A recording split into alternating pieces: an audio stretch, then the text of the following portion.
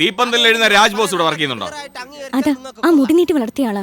അടുത്ത ലക്കത്തിൽ എന്റെ ഫീച്ചർ വന്നില്ല എങ്കിൽ അമ്മച്ചിയാണ് നീ നിന്റെ 65 വയസ്സുള്ള അമ്മമ്മേനെ പീഡിപ്പിച്ചെന്ന് ഞാൻ തീപ്പന്തലിൽ എഴുതും. നോക്കിക്കോ.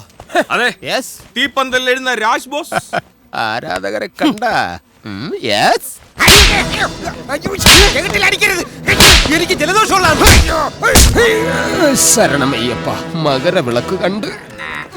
ഹലോ, ഒന്നിവിടെ നിന്നേ. ഒരു വിവരം അറിയാനാ ഇപ്പൊ എന്നെ അടിച്ചതേ.